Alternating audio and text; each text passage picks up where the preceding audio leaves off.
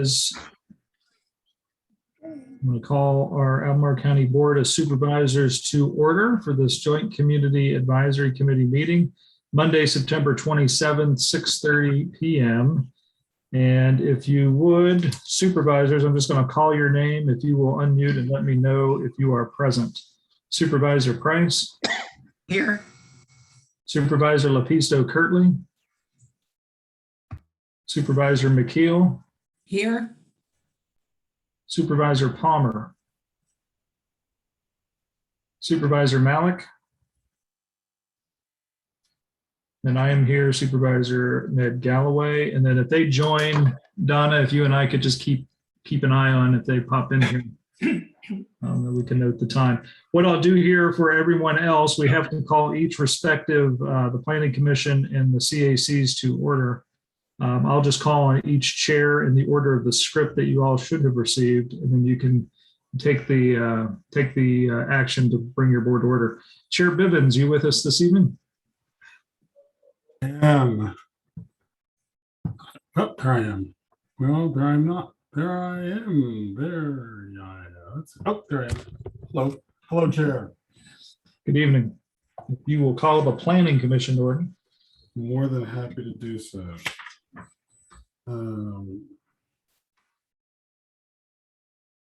I call this meeting to order. I call the Planning Commission on Monday, the 27th. It's our meeting to order. And let me do the disclosure. I didn't read the full disclosure before we get through everybody else. This evening, this meeting is being held pursuant to and in compliance with emergency ordinance number 20-A16, an emergency ordinance to ensure the continuity of government during the COVID-19 disaster. The persons responsible for receiving public comment are the Albemarle County Board of Supervisors, the Albemarle County Planning Commission, and the Albemarle County Community Advisory Committees and Albemarle County staff. The opportunities for the public to access and participate in the electronic meeting are posted on the Albemarle County calendar. With us this evening, the following county staff are present: Dr. Irtava Binte Farid, Rachel Falkenstein, Michaela Accardi, Tori Kanalopoulos, and Caroline Schaefer. If I've missed anybody or if additional staff will participate, they will announce themselves in their position at the appropriate time. And very good. We've got the board and the commission called to order. Chair Cathro, the 5th and Avon CAC. This is also a meeting of the 5th and Avon Community Advisory Committee. I call this meeting to order. Thank you, sir. Chair Pesh of the Crozet CAC. This is also a meeting of the Crozet Community Advisory Committee, and I call this meeting to order. Thank you. Chair Hiss of the Pantops CAC. Hi, Richard Hiss. I'm Pantops Community Advisory Council and calling the meeting to order.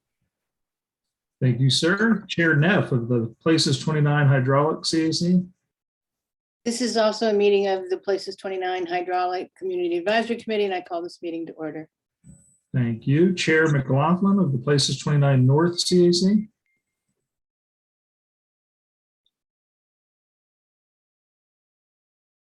I believe it's running late, so perhaps another CAC. We have another CAC member. Might jump in. We have Tony here, as well as, we'll look through our list. So my name is Tony Panuco. I call the North 29 CAC to order. Thank you, sir. And Chair Meth of the Places 29 Rhino CAC, are you here? This is a meeting of Places 29 Ryle Community Advisory Committee. I call this meeting to order. Thank you. And Chair Odenoff of the Village of Urbana. This is a meeting of the Village of Urbana Community Advisory Committee, and I call this meeting to order. All right, very good. Thank you all. And Michaela, I believe at this time I'm turning to you. Yes, briefly, I will provide an overview of the agenda. I'm Michaela Accardi. I'm a senior planner with Albemarle County Community Development. And as a reminder, please keep your microphone muted when you're not speaking. We have lots of folks on the call this evening, so this helps reduce feedback and extra noise. This evening, we will have an introductory presentation about the Office of Equity and Inclusion and definitions of equity. That will be followed by a presentation on the equity profile by UVA Equity Center staff. We'll have a brief moment for reflections relevant to long-range planning in Albemarle County, and then an opportunity for questions and answers. Staff along the way will introduce themselves, and following the presentations, I will provide some guidance on participating electronically in the Q&A portion. We're asking that you hold your questions until that time so we can get through the presentations, and I will step in then and provide instructions. Now I'll pass the presentation over to Irtifa to provide an overview on equity and the Office of Equity and Inclusion. Good evening, everybody. I think Tori is supposed to share my presentation, right? There you go. So my name is Irtifa Binti Farid, and this is the first time I'm meeting most of you. I am coming down with a little bit of a cough, so I apologize in advance if that gets in the way. But I'm supposed to take only 10 minutes today to introduce you very briefly to the Office of Equity and Inclusion and give brief definitions of sort of the terms that we use in our office that are important to us. So just very quick, the OI, as we like to call it, was established in late 2018. So we're actually coming up on our 3rd year anniversary in the next, in November. Next slide, please, Tori. To understand why OI was established, we really have to understand our organizational mission, which is, to enhance the well-being and quality of life for all community members through the provision of the highest level of public service consistent with the prudent use of public funds. In a county as diverse as Albemarle, even though we don't always think about it, but we are diverse across race, age, ethnicities, education level, place, urban versus rural, length of time within the county, languages spoken, income level, all of that. We are a very diverse community, and we would not be able to fulfill our mission to actually enhance the well-being and quality of life for all our residents without taking into account equity and inclusion. So these values were already implicit in our organizational expectations. And we know that many departments have been doing the hard work of integrating these principles into their operations for years. But we also know that there are ways in which we fall short of living up to our mission. So the purpose of establishing the Office of Equity and Inclusion was really to make explicit and formalize our commitment to the principles of diversity, equity, and inclusion, so we can really serve the entirety of our community and improve the quality of life for all our community members. So OI recognized the need for a more focused understanding of who we are, who makes up our community, how they experience the benefits and services our organization provides, and what potential barriers might prevent people from receiving the same quality of service. To that end, we've approached our work in our office from multiple angles. So for example, we have conducted more than 100 hours of trainings for staff and leaders throughout the organization to learn how to incorporate equity and inclusion into the work we all do, including focusing on the kind of data we need to truly be able to see equity or the lack thereof. We have built relationships with different parts of our community who have previously not been centered, including the Monacan Indian Nation. We have worked publicly to tell more inclusive and comprehensive histories of who we are as a community through the Community Remembrance Project. The report you're going to hear today, the Profile of Wellbeing, is another part of OI's efforts to really understand our whole community and how equitably well-being is experienced by our different members. But before we get to it, I'm going to go through some of these key terms. And I usually do this in a question and answer interactive format, but today that's not possible. So if you do have questions, hold on to them, and I'm happy to answer them at the end when we have an opportunity. So go ahead, Tori, next slide, please. So I know these three concepts are often sort of used interchangeably, and they do need to work together often to really have meaningful impact, but it's also important to understand them separately. So that's why I'm going to go through briefly all three. But just shortly, if you need to remember like phrases from this, diversity is about people, right? It's about diversity of people, diversity of perspectives. Inclusion is about processes and experience, and equity is about structure, overall structure, policy, etc. That's how I think about the three as separate things. Next slide, please. So just, it goes without saying, diversity is about a collective or a group and can only exist in relationship to others, right? A candidate is not diverse by themselves. Like I myself, Irtifa, am not a diverse individual. I can only be diverse if there's a group of others involved. For example, if you have a pool of all female candidates, that might be a diverse pool in other perspectives, but not in terms of gender. Next slide, Tori.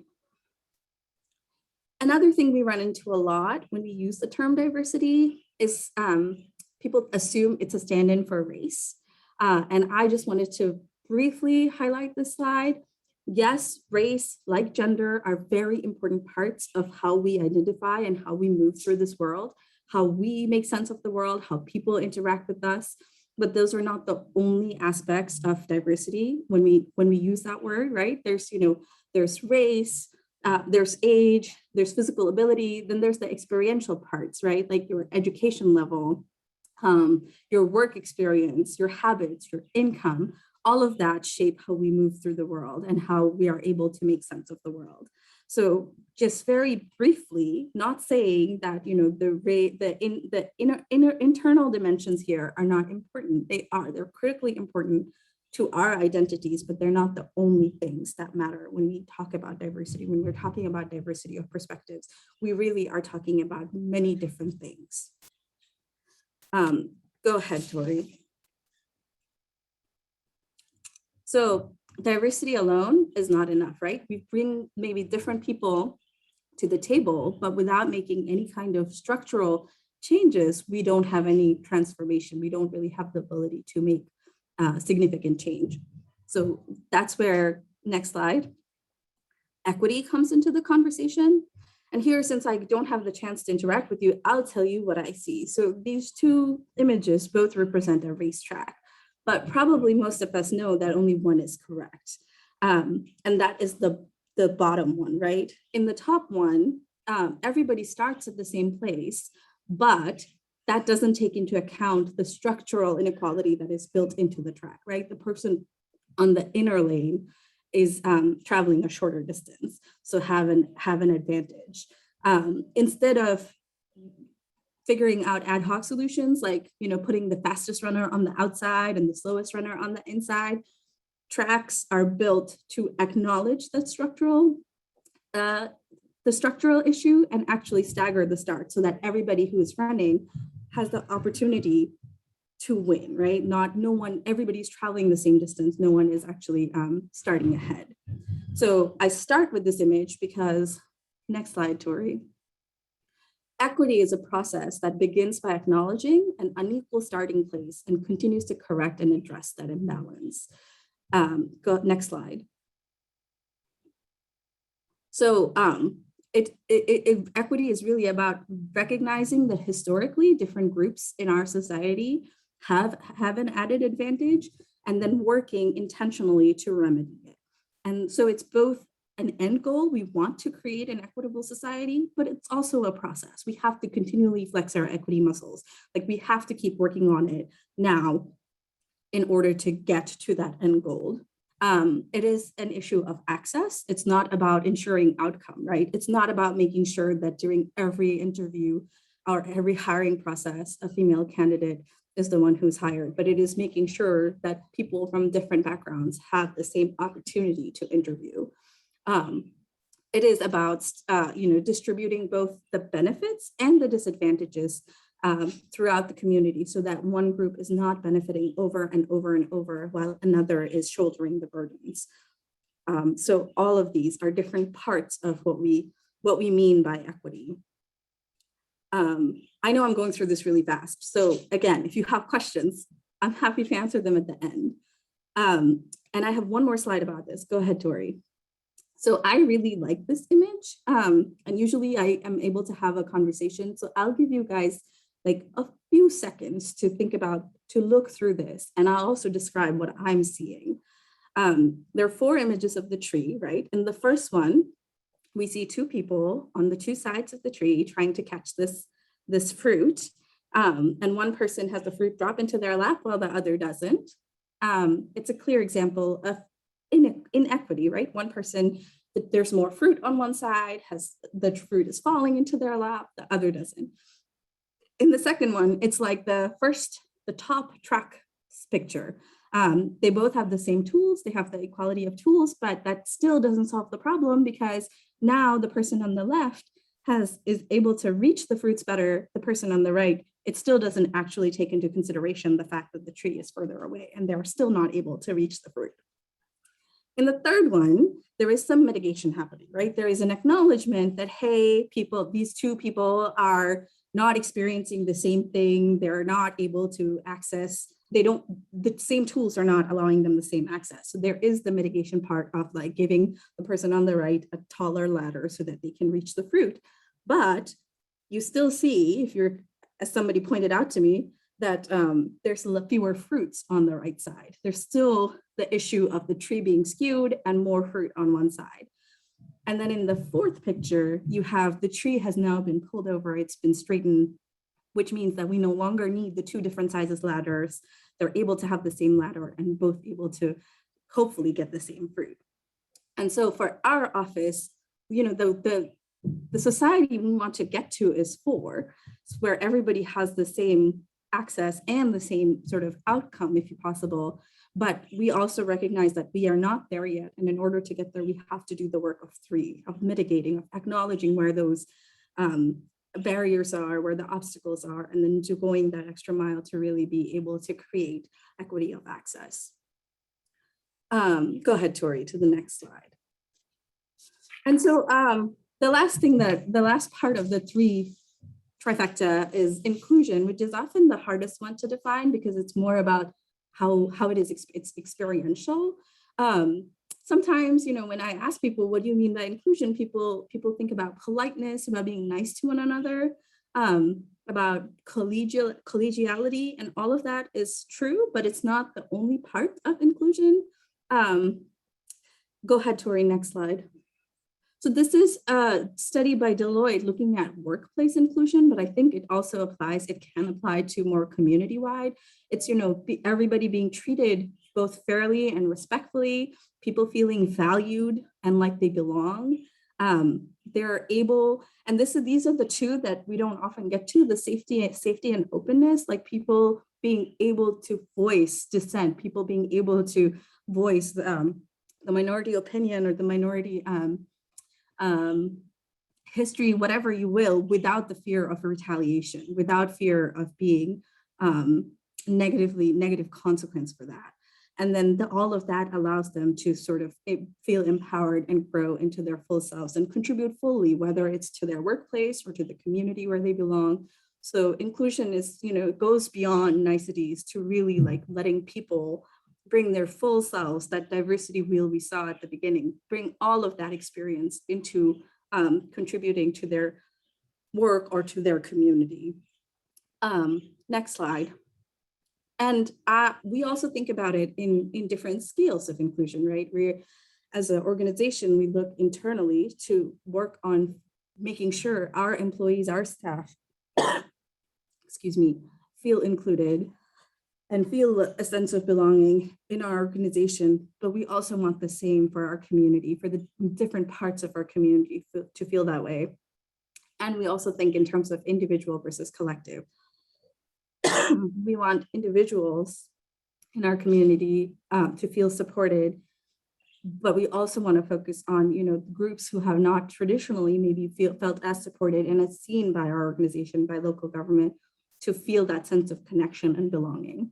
So inclusion, like I said, is the hardest one to really measure. You can't see it, you can't touch it. It's something that people, either you ask and people feel safe enough to tell you, or they don't. But it is another important part of that diversity, equity, inclusion piece. And that's where I will end. those are the three things that that I had to share with you. I hope, again, if you have questions, feel free to ask later. Thank you so much for your time.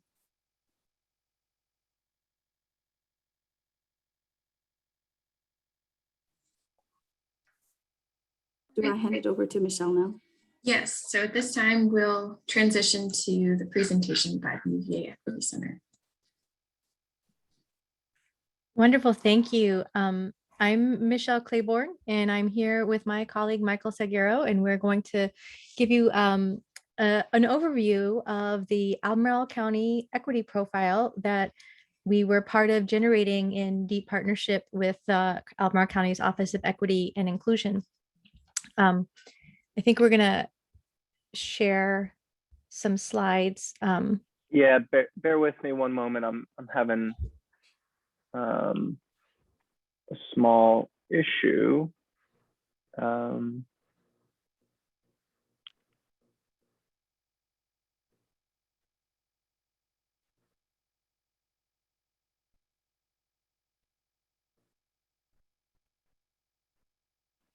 Michaela, are you able to pull it up? I'm having an issue, but I think I should be able to solve it in a second.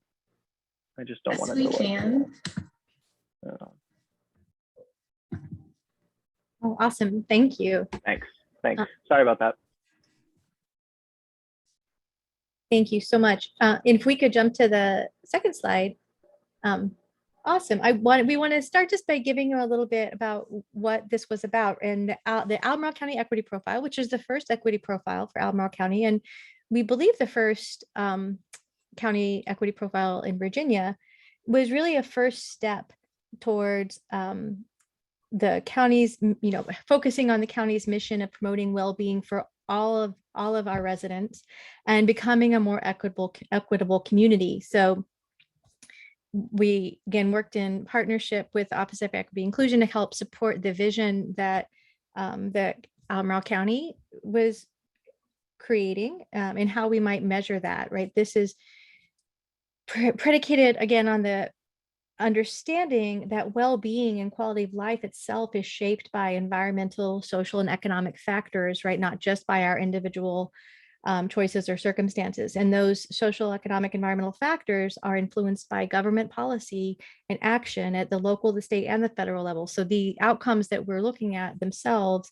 are result from, at least in part, the prior choices that we've made as a polity. And so that, I want to say that up front as our starting point. And then our goal was to sort of understand how the conditions that promote and impede well-being are distributed, how these are experienced differently by people or based on who they are or where they live, to help enable us to see the degree to which we are aligning our actions with our values. And so the equity focus here is really around how all of our community members are enjoying those conditions and opportunities necessary for thriving, necessary for well-being. So that's the purpose of this equity profile. Before diving into what we see and how we're looking at equity, we're going to, in the next slide, just give a next couple slides, a brief sense of the composition of Albemarle County. And so if we could go to yes, this one. And we wanted to do this with at least some historical perspective. And so in this slide, what you're seeing is the proportion of the population as measured by the US censuses, 1790 to 2020. We just added 2020 today, that identify as white or persons of color throughout this history. Now, this is really just about race because to do a comparison across time, ethnicity isn't incorporated here because it's not measured in the same comparable way throughout history. Similarly, what's not captured here, and I just want to voice that, is that the US government's tracking of data did not, for most of the history, capture information about Native peoples. And so what's not referenced here are things like the Monacan people who inhabited the area for much longer than is represented on this timeline, right? So this is really just the formal census statistics. showing the population composition, and here just the comparison of the population identified as white and the population who identify as something other than white. Throughout the 1800s, in fact, the white population was not the majority of the county. That changed as forces changed, as we experienced a variety of, Jim Crow era segregation governments, as we the kind of post-Reconstruction area, and then the Jim Crow era that followed, as being not very welcoming to people of color. And there was the continued mass migration to the north, right, as the introduction of railroads. And so there's a variety of forces that made a dramatic shift in the racial composition of our county after 1890. And then what we're seeing now is a sort of correction, right? So that by 2020, 26% of the Albemarle County population is identified in some racial category other than white. The next slide is going to give us a little bit about what that rest of the population that identifies persons of color, what that looks like, right? So on the left, we have a graph about the racial composition amongst people of color, and it's pretty consistent, right? In that the majority of persons of color are identified as Black or African American. At 2020, that sits at about 8 or 9%. Of the overall population, but let's see, I lost my number here. About 29% of the population of people of color. And the next biggest category is then the, sorry, I'm seeing my colors differently, is amongst the Asian population, right? So we can sort of see what that diversity in race looks like across our county. And it's been fairly stable for the last, 10 years. To the right, we see a age pyramid showing the proportions of people who fall into different age categories in 2010 on the left-hand side of that graph, and in 2019 on the right-hand side of that graph, right? Just to see the degree to which that's changed, because age is another crucial dimension to think about when we're making decisions that affect the equity and quality of life of residents. Like much of the United States, the proportion of seniors at age 65 and older in our larger planning district, the Thomas Jefferson Planning District, has been rising steadily and is projected to reach about nearly 20% by 2023. And this figure gives us a sense of what that looks like in our county. The number of people in our area who are over age 60 has risen quite a bit since even 2010, when it was at 20%, to now when it's just over at 26%, so just over from a fifth to a quarter. Just to give us a sense about the need to make Albemarle an age-friendly community as well, one that's livable for people of all ages, as our community grows. Next up, we want to talk about what this means for equity, right? So to capture, what this means for well-being, to capture well-being, we used something called the American Human Development Index. And this is actually a measure generated inspired by the Human Development Index, which is a measure used by the UN, used by many countries as a metric of well-being for their countries. And it's posited as an alternative to purely economic measures like GDP or income, and meant to capture something more holistic about the quality of life of the residents of a place. And so it's used in many countries, and the Measure of America, the Social Science Research Council, adapted this approach to be better aligned with the experience of life and well-being in a more affluent democracy like ours. They developed the American Human Development Index, and that's really what we're using here. The American Human Development Index, like the Human Development Index, is meant to capture equity along 3 different axes of quality of life. One is about a long and healthy life. One is about access to knowledge and education, and one is about a decent standard of living. And that's what you see reflected in the figure on the right. So we use this to try to develop some sort of summaries of understanding about how our residents are doing in a way that acknowledges the intersections of these main sectors around health and education and housing and more. So we're going to use these measures. We're going to show you the kind of first cut of that, looking at the county as a whole, and then we're going to start to break into a little bit more the differences that we see across residents in our community. So if we go to the next slide, we see the table that kind of gives a summary of Albemarle County. And Albemarle County is doing really well. It also is meant to give you a sense of what measures go into each of the axes, the long and healthy life, the access to knowledge and living standards. And so to create this scoring, right, we have one measure that really captures health, which is life expectancy. We have a variety of measures that go into an index to capture access to knowledge, largely around educational attainment, but also school enrollment for school-age children. And then median personal income earnings is the primary measure that goes into decent standard of living. Each of these metrics is scaled on 0 to 10, and then the average across them is taken. And so what we see in the far left column, American HDI, the American Human Development Index, is the ultimate score that aggregates across these three dimensions. And on that score, we see Albemarle County doing really quite well.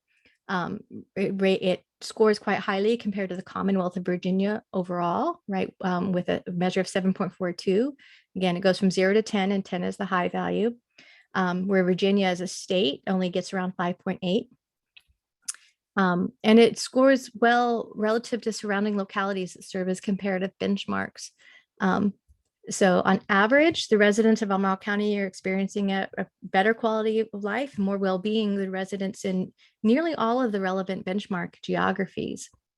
That's a really nice top-line outcome, but what we really wanted to do is understand how that experience of well-being is distributed across people and across places. And so what the next set of slides are going to do are sort of dig into that. And I'm going to hand the microphone to Michael to walk us through some of that. Thank you, Dr. Claiborne. Yep, thanks. So next slide. So that's exactly what we'll be planning to do here. And like Dr. Claiborne said, while the county on average scores quite highly on the index, with this graphic here on the left, we immediately begin to see disparities when we break down the index along geographic lines. And so when calculating AHDA scores by census tract, so those are the lines you see on the graphic on the right, and those are serving as a proxy for neighborhood, we find quite large disparities in overall scores across the county. For example, the tract containing Oak Hill and Southwood has an AHDI score below 5, while tracts containing North Garden and Ivy score near the top of the index scale with scores above 9. And so the discrepancies in scores between neighborhoods suggest substantial differences in residents' connections to the resources, like we mentioned, that expand choices, opportunities, and access across the county. Next slide, please. So now turning to the primary health-related measure, life expectancy at birth, or defined differently, the average number of years a baby born today is expected to live given current mortality patterns. The most recent data available estimate that Albemarle County's average life expectancy is about 83 years of age. Geographically, on the graphic on the left, we can also see that not every area in the county experiences a similarly high life expectancy. So there's a maximum disparity of 11.6 years across neighborhoods between North Garden and Oak Hill, Old Lynchburg Road. So that's relative to the longest life expectancy and the shortest based on neighborhood. And we also see a pattern. It's not we don't have the graphic here, but in other graphics in the report, we tend to find lower life expectancy rates in the urban ring along the edge of the Charlottesville city limits, as well as in some of the rural areas of the county. There are also some major demographic differences Black residents in the county have a substantially lower life expectancy at birth, approximately 77.8 years, compared to white residents, which is a little bit over the average of 83.4 years. In the graphic you see on the right, while life expectancy for Hispanic and Asian community members looks quite high, this is a little bit of a data issue in the region, but the much smaller population on which these estimates are based mean we're less certain about these values. And so in the figure, you see those longer red lines around the potential life expectancy, and those capture just the possible range of values based on the available data. And so just in sum, the differences between Black residents and each of the other racially disaggregated groups are stark, and Black residents can expect to live, based on the data, on average 5.6 fewer years than their white neighbors. Next slide, please. So now turning to access to knowledge, degree attainment for community members over 25 years of age is a key index measure. Residents of the county have relatively high levels of formal education based on the data that's collected. About 3 in 5 adults have a bachelor's degree, while fewer than 1 in 20 residents do not have a high school diploma. And so that's why on average, it has a relatively high index score in this area. In the graphic on the right, geographically, we see disparities though in rates of attainment of bachelor's degrees. Rates of degree attainment range from 79% in the Ivy neighborhood to a low of 28% in Southern Albemarle. So that's a pretty big range, 50 percentage point difference. And on the next slide, in just a moment, we'll look at racial and ethnic disparities on degree attainment. Just to wrap up this slide here for school enrollment, which is the other side of the access to knowledge measure in the index, those measures don't vary as starkly as degree attainment. So we have about 2/3 to 100% of residents aged 3 to 24 in school, which is sort of to be expected. However, in the report, if you have the opportunity to take a look at it, the school enrollment cannot be disaggregated by race, but we do look at a few other measures that can be disaggregated by race that give some insight into the quality of education and school enrollment, namely absence rates, suspension rates, and AP enrollment rates. And in the report, we document pretty clear disparities across racial and ethnic lines there. Next slide, please. So like I mentioned, in terms of degree attainment, and as it relates to racial and ethnic disparities, this figure on the slide here reveals significant variation in educational attainment across the county.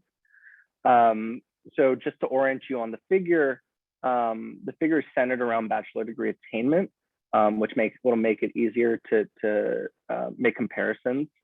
And the graphic shows that only 1 in 5 Black residents and 1 in 3 Hispanic or Latinx residents aged 25 or older have bachelor's degrees, and that's compared to 58% of white residents. At the same time, on the lower end of the education spectrum, 16% of Black residents and nearly a quarter of Hispanic residents do not have a high school diploma, compared to fewer than 7% of white residents. And so what this figure suggests is that current systems of public and higher education are disproportionately failing students of color. Next slide, please. And this will be my last slide, so almost there. Turning to living standards, like Dr. Claiborne mentioned, personal earnings is what's measured. And so personal earnings and household income are closely tied to well-being and quality of life, as we all experience.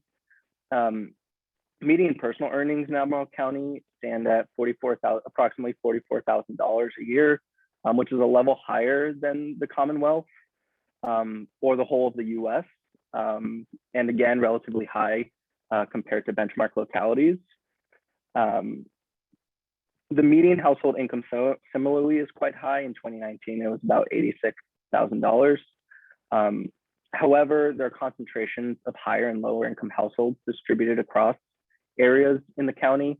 So median household income by census tract ranges from a low of $41,000 which is less than half of the county average, to a high of $135,000 a year. And while these numbers are stark, we actually supplemented this analysis by adding some additional context. We used this measure developed by the United Way called Asset Limited Income Constrained Employed Threshold. That acronym is ALICE. And so the ALICE threshold is calibrated to the cost of living in each county and generates a household survival budget that would define the threshold using a conservative dollar estimation of the minimum 12-month cost per household to live in a particular area. And so in 2018, which is the most recent year where we have data, the household survival budget level was $75,000, meaning that those with household incomes above $75,000 exceeded the ALICE threshold. And what we found was over 2/3 of Albemarle County households were unable to meet needs based on the local cost of living. An additional 9% were living in poverty. And then finally, getting to the last graphic on the right, which I know is a little bit hard to see, but I'll summarize, is that households, the figure shows how households of each race or ethnicity have fared since 2010 in terms of household income relative to cost of living using that ALICE metric. The graphs show clearly that median incomes among Black, Hispanic, and Native peoples households have been well below the ALICE threshold for the last 10 years. And more recently, the threshold has overtaken the incomes in White and Asian households in the county. And so these patterns leave many households financially unstable. And we contend that the county has a responsibility to consider how it can promote financial stability, not just in some parts or for some folks in the county, but for all residents in the county. And so just to conclude, we hope that this profile has this presentation, and if you have the opportunity to take a look at the profile, we'll provide you all with an opportunity to consider how well-being is experienced across the county. We encourage you all to review that document and send us your thoughts and questions. We're grateful for your time and happy to answer any questions this evening. So I'll leave it there. Thank you.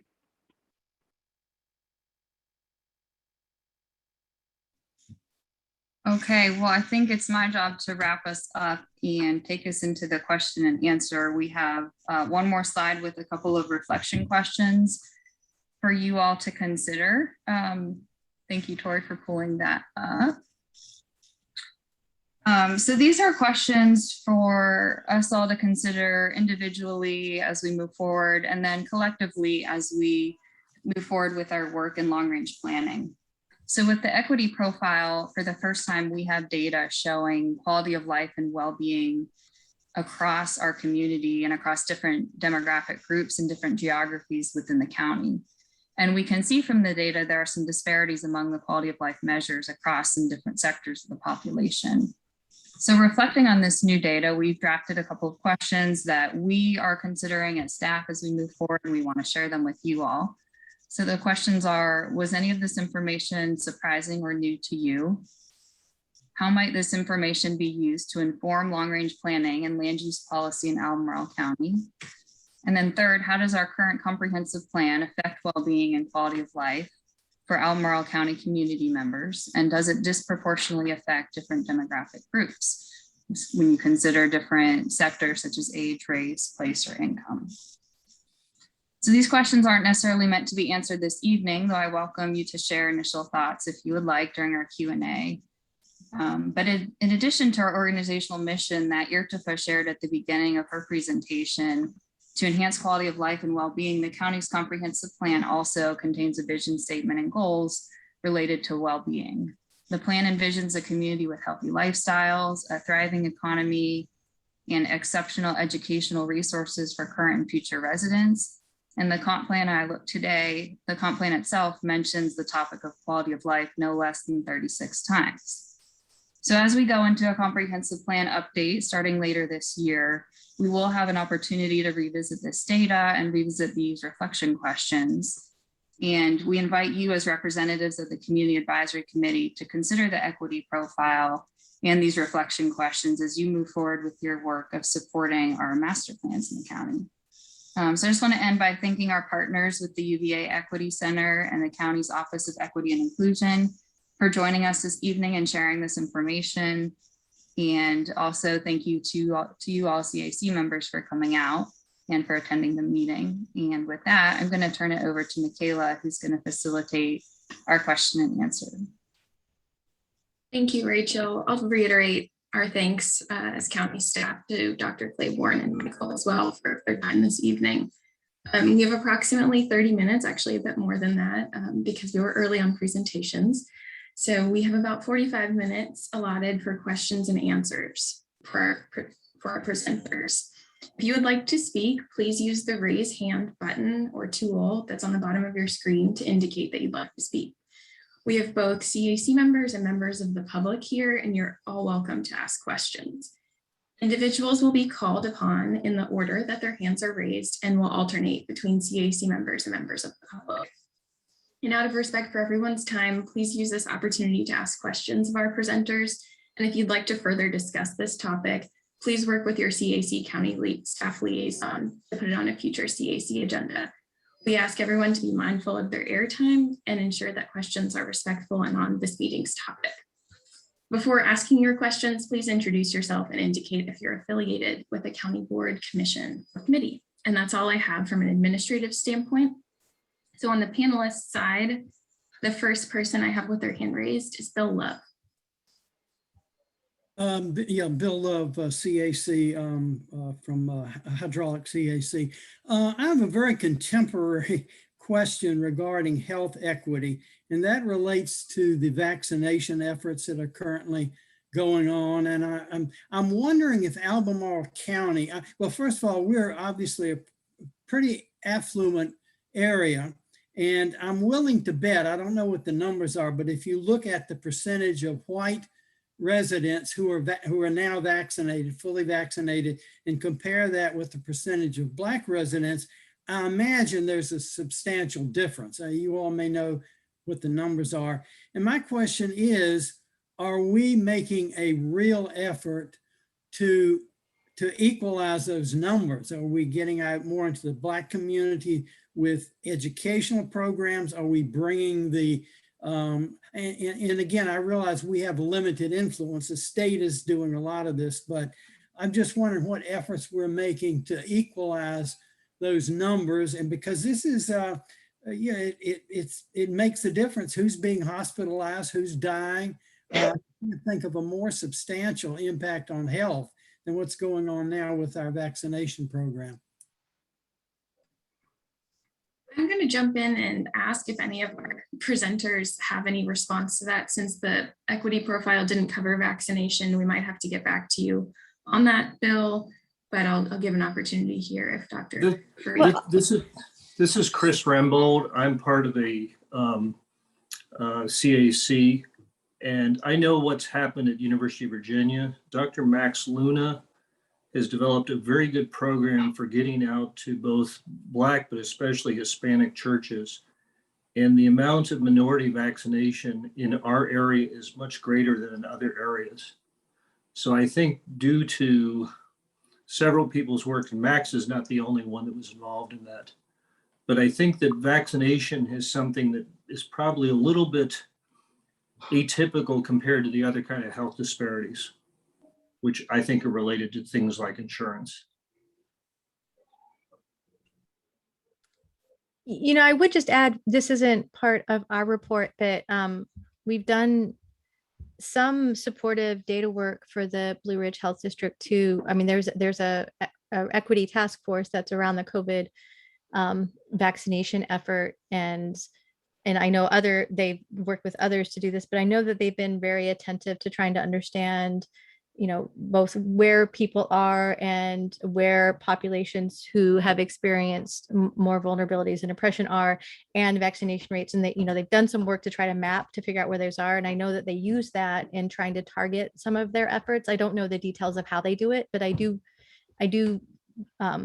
believe that at least at the health district level, there's been a deep attention to trying to bring in data from both the vaccination side and the population side to sort of make sure that the people most in need are having some opportunity, but you're not wrong about the disparities in vaccination across race in Albemarle County. I mean, they do exist.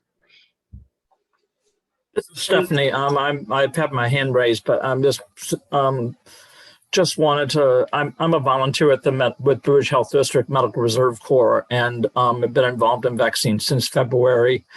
And they are using the mobile unit a lot to go out to remote areas and to orchards and to catch migrant workers. And they've been going out to Esmont, and they go in lots of various areas throughout the whole Blue Ridge Health District to try to catch some of those minorities and try to get as many people as possible vaccinated, and try to get people where they live and try to see if they can get more. So there has been a concerted effort to try to close that gap.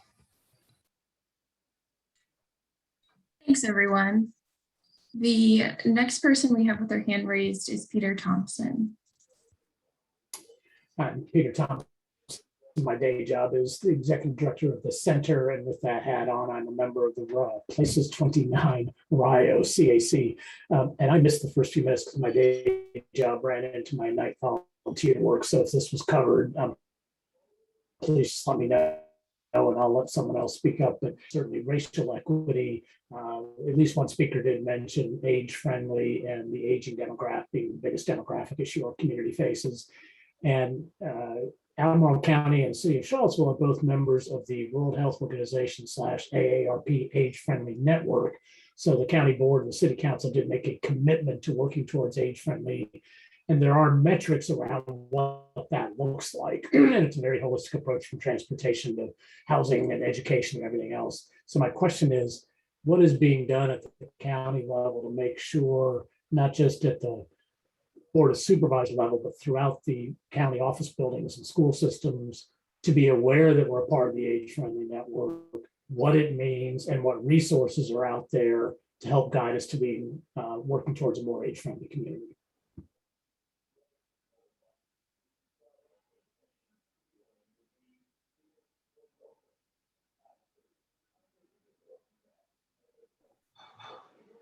That's a great question. I will be honest. I think that is something that we are, the report that we've been sharing this internally with staff, to share that this is, a demographic that we are seeing increase, and we need to be more aware of how to provide resources and services so that that is a group that we are not overlooking or like causing displacement because they're not able to access different benefits and services. But I am not sure beyond that what is in place. I can look into it and let you know, or we can get in touch and you can educate me about some of those metrics, and we can work to incorporate that better. Hey everyone, Emily Kilmer, I'm the Director of Communications and Public Engagement. Thank you so much for your time and joining us this evening. Just another, to add to what your Tifa said in response to Peter Thompson, my office has been working with Marta Keene to explore opportunities for focused learning opportunities for staff, to really work through what does it mean, what does it really mean to be age friendly? And Peter, I think, says it best, and often when he says that age friendly is actually really good for everybody. There's lots of folks who benefit from various aspects of age-friendly livability. And so there's been, through the connection to AARP, several staff were involved in a learning opportunity around age-friendly transit. Sorry, my pie is ready. Age-friendly transit opportunities and what that looks like. And again, there's a lot of recognition that what makes transit work makes city streets work and suburban streets work for lots of people for lots of reasons. And so there's, right now we're really focused on learning. And obviously the forthcoming comp plan is another really great opportunity to look at what are ways that we can make some changes in how we're planning and how we're executing projects that improve quality of life for all of our residents. That's a great question. Thanks, Peter. Thank you, Peter. We have a member of the public who has their hand raised, so we'll switch over to them. And so could you please introduce yourself, and if there's any affiliation you want to share, that would be helpful as well. Thank you.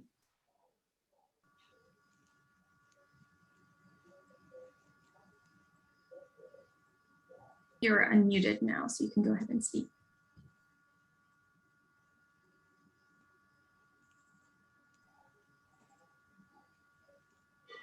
All right, we'll give it one more minute, and then we'll switch back over to someone from the panelist side.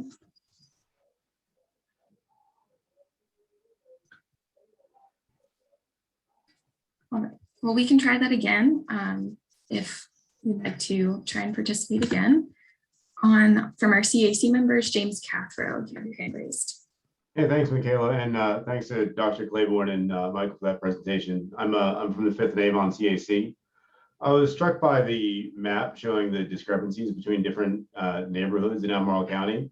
And I guess what I thought was I really wouldn't expect to see anything different. That seemed like a pretty natural expression of the way that we, society divides itself up, whether we looked at states in the Union or neighborhoods in Washington, D.C. I'm wondering if you looked at other jurisdictions and if you saw similar breakdowns there.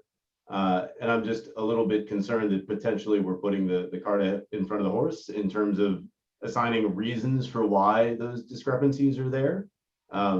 I think it would be weird if we had completely homogeneous neighborhoods across every spectrum in every neighborhood. And I just sort of wanted to hear your thoughts on that. Thanks. To the point of we actually have sort of looked at similar things throughout the broader region. We have a bigger project, or a project that is sort of a piece of, called the Regional Equity Atlas, where we have a platform that tries to show some of these metrics as well as others as they vary across the region and as they vary with each other.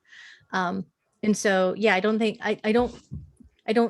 I wouldn't expect for folks engaged in the community and what's going on as y'all are, I wouldn't expect you to be surprised by what you're seeing. I would say I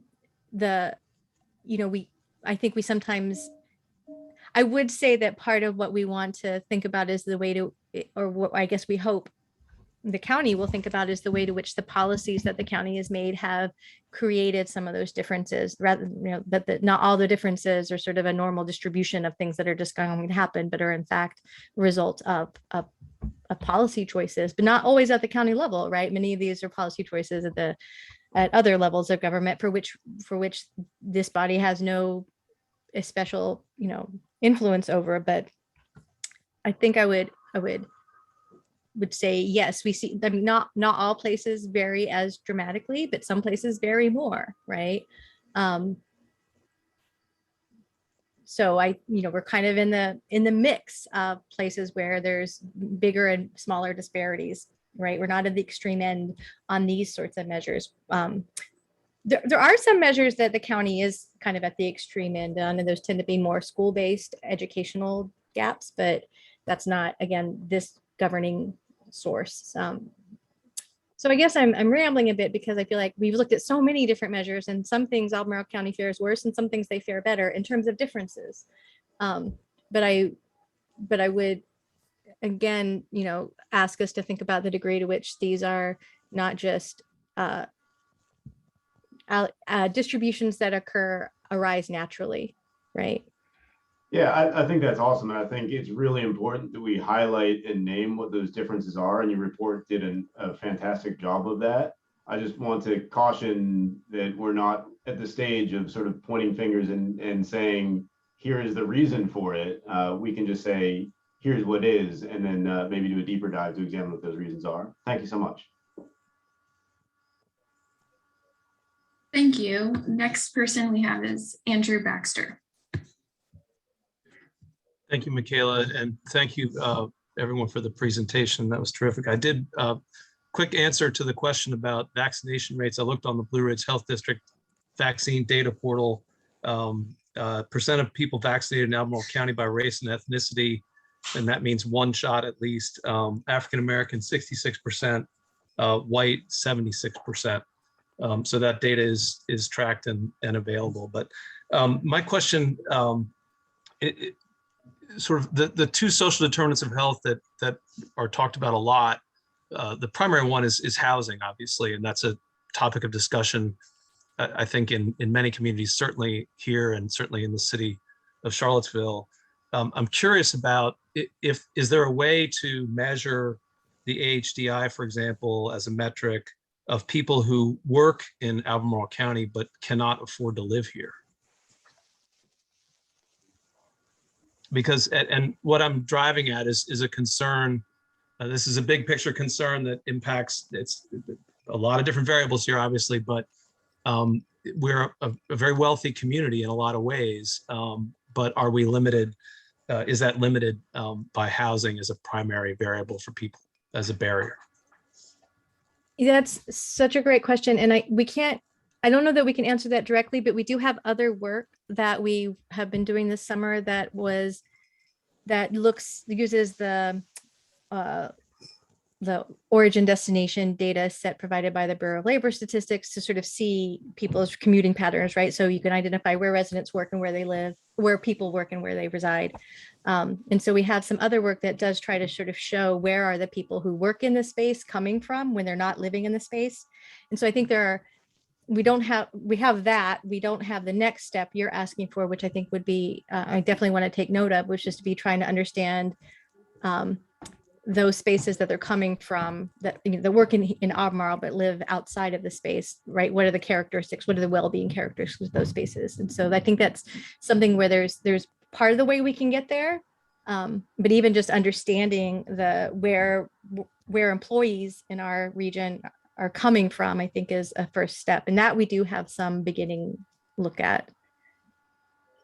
And I'll also add very quickly in the final section of the report for the living standards, we also do delve a bit into housing costs and cost burden.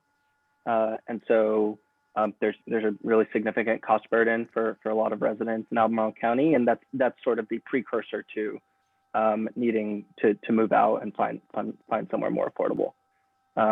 So there's a bit of insight there, but as Dr. Claiborne said, there are other data sources that might help us to paint a more detailed picture of what's going on that matter. Thanks, everybody. That was a great question. Dick Ruffin is next. Dick, you're muted. Thank you. I'm a new member of the Pentops CAC. I was interested, Tifa, in your calling our attention to the Community Remembrance Project. I don't know who could speak to that, but it seems to me when we address equity issues, we indirectly are addressing people's knowledge of the causes, and remembrance is one way to deepen our understanding of the causes and create more empathy and acceptance of measures that would further equity. So if anyone could speak to that Community Remembrance Project, I'd be interested. Thank you.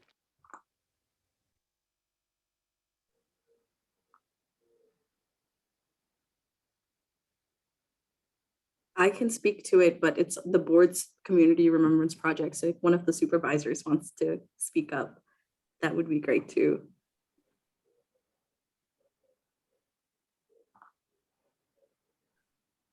But you're absolutely right. I think that's why we have tried to really focus on that remembrance part when it comes to equity, because I think the history and like whose history counts and whose stories are told are such an important part of even the kind of information we gather and the kind of, the questions we ask.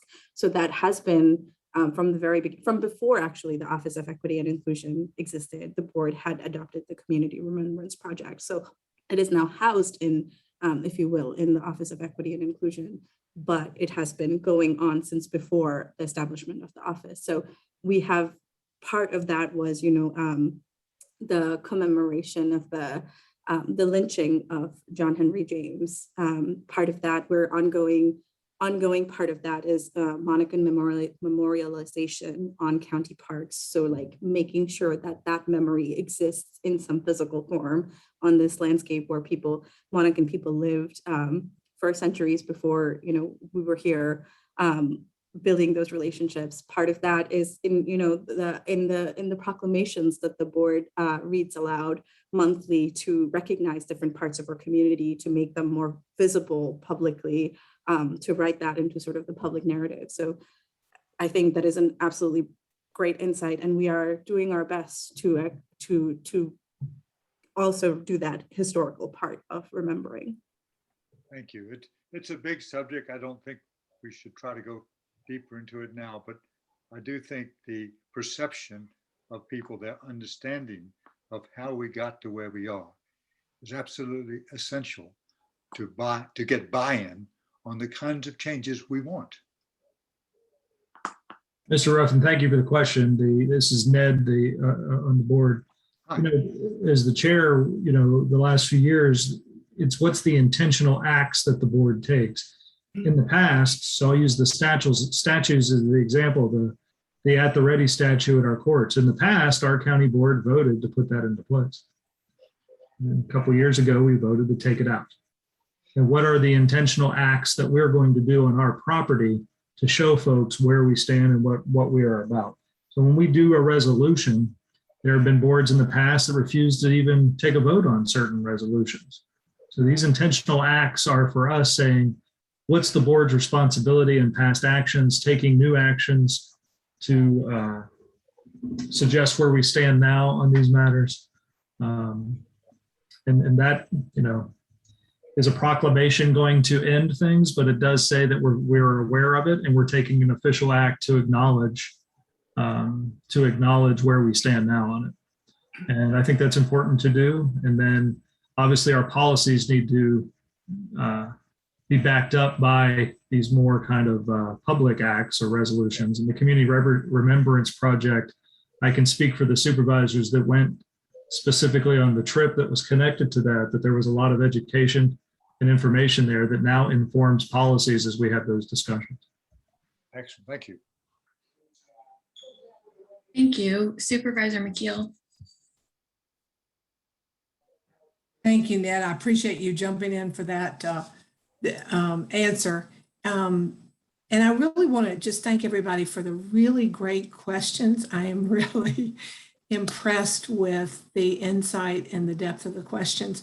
I just had a couple of comments about the equity profile and our discussion this evening. And what we're talking about is, what does it mean to be working for well-being? And I think it's important that we look at this through multiple lenses. And tonight we're talking about the lens that the staff has presented through the census track. And if you read and if you have a chance, and I guess everyone has received a copy of the equity profile, but it might be good after this discussion to resend a copy to everyone while this discussion is fresh on everybody's mind, so we can take a look again at that document. But within the profile, they also talk about the ALICE data. And of course, the ALICE threshold actually deals with the cost of living, which is what some of you were talking about just a few minutes ago. And it breaks it down by magisterial district. So we talk about the state, we talk about the county, but I think it's going to be important as we go through this work eventually to talk about it through the magisterial districts, because, and one of the ways that we can get at that is through the ALICE data and the cost of living by magisterial districts.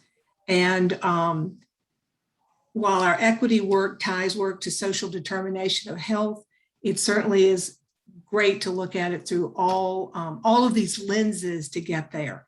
And I appreciate the presentation a lot today and look forward to more discussions about this, but thank you. We will follow up with a copy of the report again, so it's fresh in your inboxes. And Cynthia Neff, you are next. Yeah, no, my comment is going to be pretty quick too, because I think we're going to be here all night. I think, you know, the thing is that it's like a lot of stuff we didn't know before and now we do. And I think, you know, this report and this data is one of those, falls into that. And once you know it, you know, we should not forget it. We should not ignore it. And it's like there's been times, especially because I live in the Jack Jewett district, and while, you know, and the urban ring is where a lot of the poor people that live in our community, a lot of uneducated, a lot of people who, you know, don't have transportation. And I look at that and I see some of the things that the county has focused on that are important, like, you know, putting land in conservation easement. You know, that's really important. But if our resources are kind of siloed to things like that and not to affordable housing, not to equity and inclusion, then I think we've made a mistake. And I just think, you know, we owe that to this community because we're lucky in many ways. But, you know, we need to try to make sure that it is for all people. So I'll shut up. Thank you. Martin Math is next. And you're muted right now. Sorry about that. I am chair of the RIO CIC. I wanted to echo a little bit about Cynthia Neff mentioned transportation, and that was a point I wanted to emphasize a little bit. Here I come from New York, so I'm very sensitive about transportation. I used it all the time, public transportation. I had not heard it mentioned in any of the metrics, and I think it's an important consideration both from an equity standpoint and from the county planning standpoint. As they update the comp plan and master plan, that should be a critical consideration. So I'd be interested in your comments. Thank you.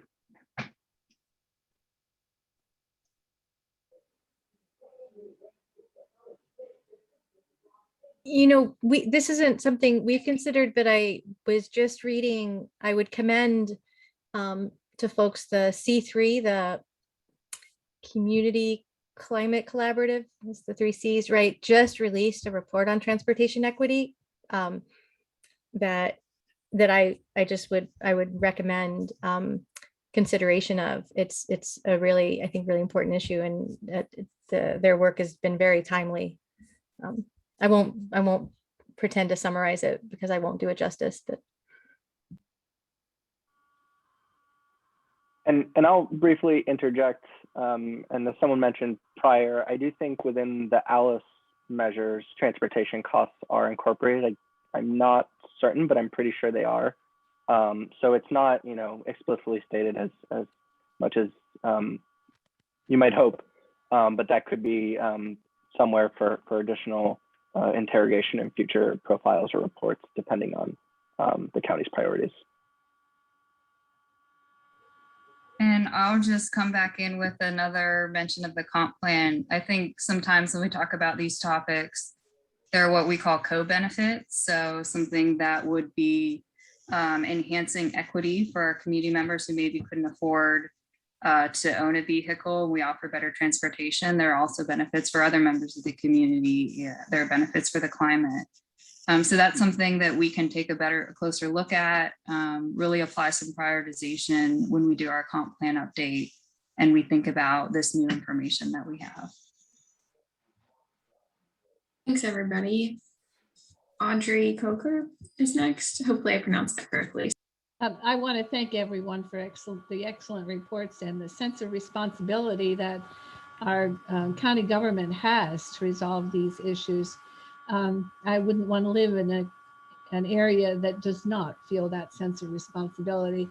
Along that idea of responsibility, it is my responsibility as an individual to work on these issues. It is my responsibility as a member of a community advisory committee to communicate those issues and concerns that I have.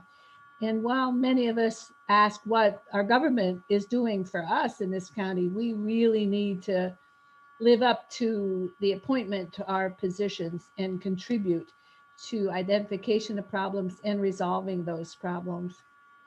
Thank you. Thank you. Matthew Slats. Hi, everybody. Just a few thoughts. First of all, the data doesn't surprise me at all. I mean, it's a problem that we see across the country, around the world. So this data doesn't surprise me in any way. The one thing that I think a lot about is that, like, what if I took this report and I gave it to my fifth grade, my daughter? Like, would she be able to read it and understand it and make sense of how she could react to it? So it makes me think a lot about what's the actionability of the data, what's the accessibility of the data. Data is really great at packaging abstract things and then putting them out.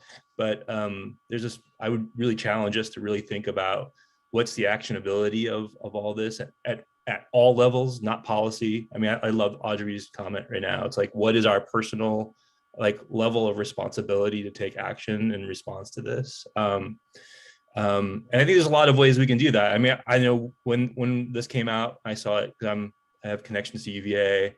I know the Crozet Community Association Advisory Committee wanted to get you all to come talk at our meeting. So I think that's a first, maybe a first step for a lot of us. Like, come talk, share. Let's talk about this. But let's also go deeper. Let's try to get to the stories that are and the people that are underlying all this data. The county now has podcasts. Like, maybe this is a year-long process for sharing those stories.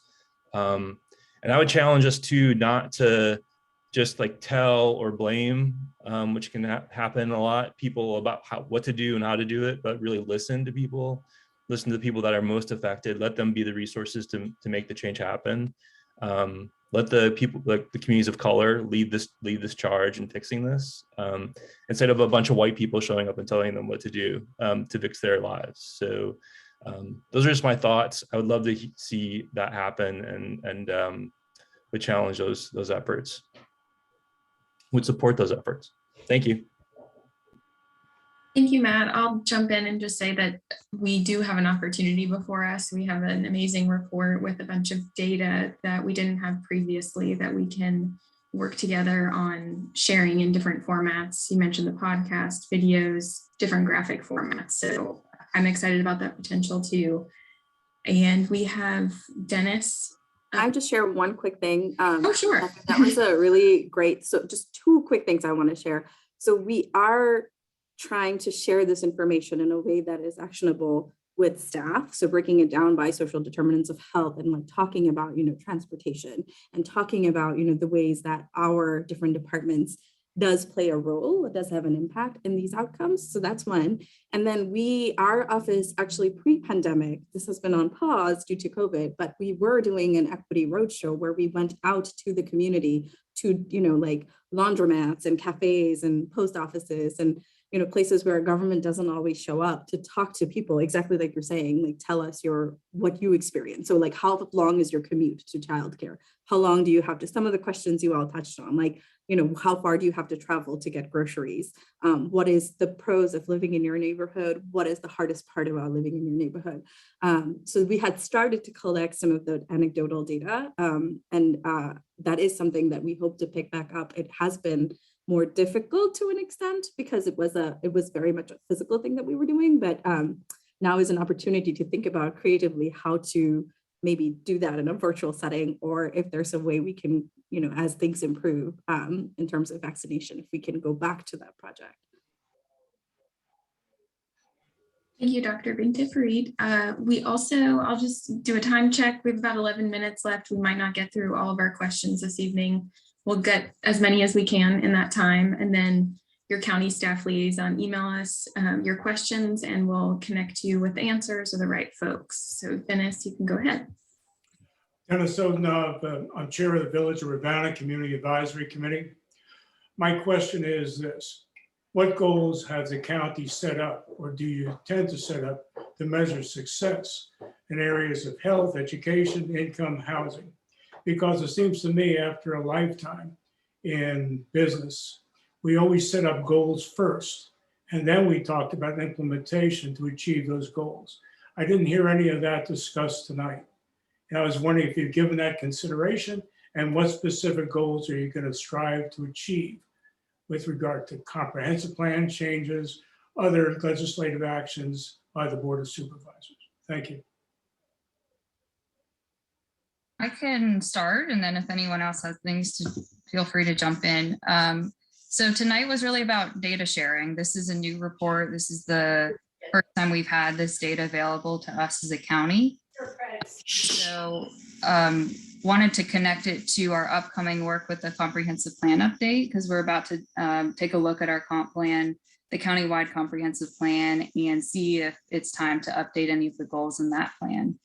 So we really hope to do this work as a next step now that we have this data, and set goals to try and remove disparities or improve well-being of members of our community who might not be the same as some of their higher income neighbors. So that's work that we still have yet to do, and we're just getting started. And then definitely your comment about metrics, how do we measure this, is important. This gives us baseline data that we can come back and check in on in 5-10 years and see if we've made improvements. Thank you, And oh. Michaela, if you don't mind me making a Yeah. quick point, Rachel, to your last point, I think that Dr. Claiborne and myself sitting in our post over at the Equity Center, we certainly hope that this profile serves as, like Rachel mentioned, a baseline and potentially an accountability tool. So you all will go out and start to establish some goals and some measures, and we hope to be able to come back and do this type of report periodically and assess whether progress is being made or not. And so we hope that we can serve that function and be useful in that way. Thank you, Michael. Did anyone else have an addition before we move to the next question? All right, next we have Michael Monaco. Yeah, hi, Michael Monaco from the Crozet Advisory Committee. And I was really struck by figure 1. Maybe I have a short attention span, but the long-term look at race in Albemarle County really jumped out. And I was wondering if, I'm just curious about that data source, and I know we don't have like a half hour to talk about like the tables you drew on or whatever, but I'm curious about how specific that data can get to, I don't know, census tract or even just area of the county. And yeah, some of where that data came from, tracking back to 1790. Yeah, the first graph, it really was the US Census, right? So the decennial census, that, and part of, the decennial census gives us localities like the county, but doesn't give us anything smaller than that until maybe the 70s or 80s, right? When we really start seeing something that looks like the kinds of tracts we have now. And so we can't go back at a lower spatial level, more than, 50, 60 years. But we can do that. We can't go back the full space. But yeah, and part of the reason we only show sort of white and a combination of persons of color is just because the categories of persons of color just varied so vastly over that period that it's hard to show any continuity. So that wasn't meant to smush together unlike things. It was meant to acknowledge the data limitations of the way that our government has captured information on race and ethnicity over the course of its history.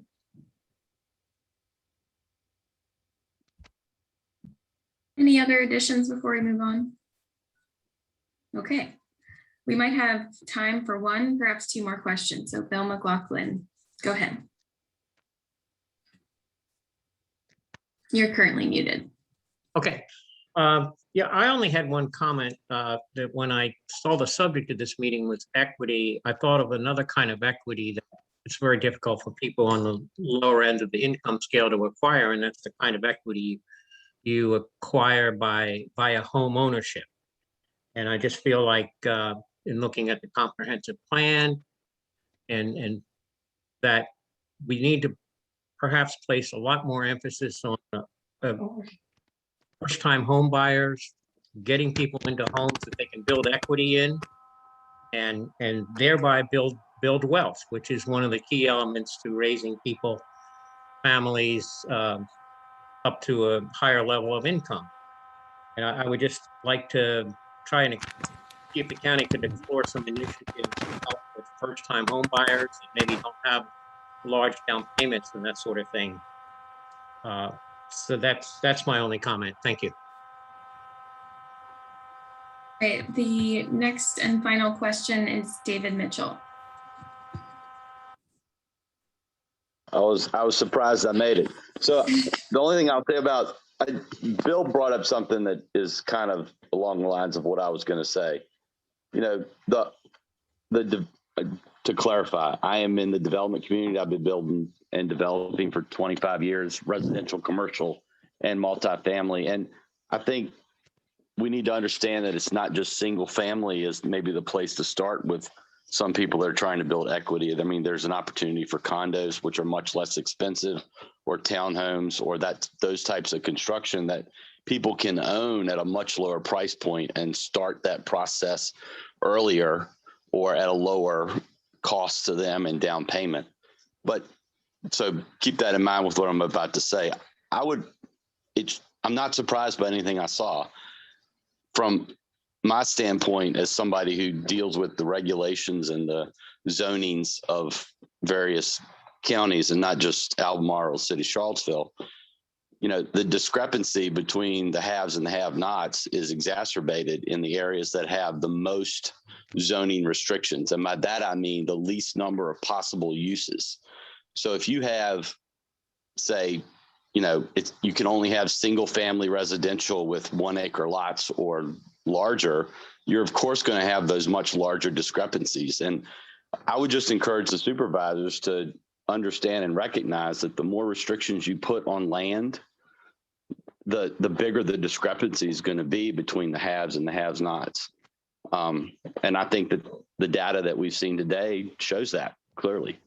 The other thing I'd like to say is, you know, we all want to talk about saving the environment, and I'm not going to pretend that I'm a big tree hugger, but from a math standpoint and just expense of cost of living, when we don't allow people to live close in, or they have to live out in Louisa or Waynesboro or, you know, Nelson County or whatever, and they're driving 30 or 40 extra minutes a day. If you do the math on that at $3 a gallon, you're talking $6,000 to $7,000 a year in extra expense just in buying gas. We're not even putting the math on the expense and the wear and tear on their cars. And of course, you know, the environment, which again, I'm not going to pretend that that's my number one priority, but you know, these people, there's an expense to live outside of the core areas of Charlottesville and Albemarle County.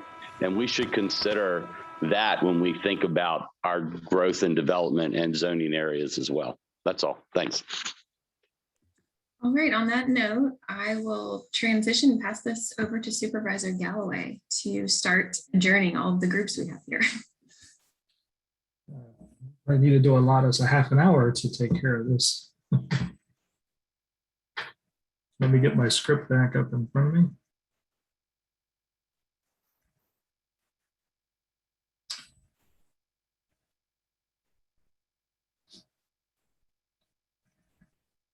Okay, Board of Supervisors, we will adjourn to the next regular meeting of the Board of Supervisors is scheduled for Wednesday, September 29th at 9:30 a.m.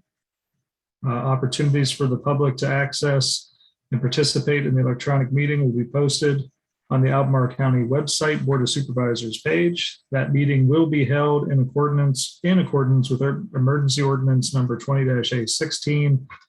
The open meeting requirements of Virginia Freedom of Information Act. All right, I will now go through our order. Chair Bivens for the Planning Commission. Yes, sir. The next Planning Commission meeting will be held Tuesday, that's tomorrow, September 28th at 6 p.m. And for that, I adjourn this Planning Commission meeting. Chair Cathro. The next Fifth and Avon CSE meeting is scheduled for Thursday, October 21st at 7 p.m. I adjourn this Fifth and Avon CSE meeting. Chair Pesh. The next Crozet CAC meeting is scheduled for Wednesday, October 13th at 7 p.m. I adjourn this Crozet CAC meeting. Chair Hiss. Our next meeting is the fourth Monday in October, the 6:30 Zoom call, I presume. Chair Neff?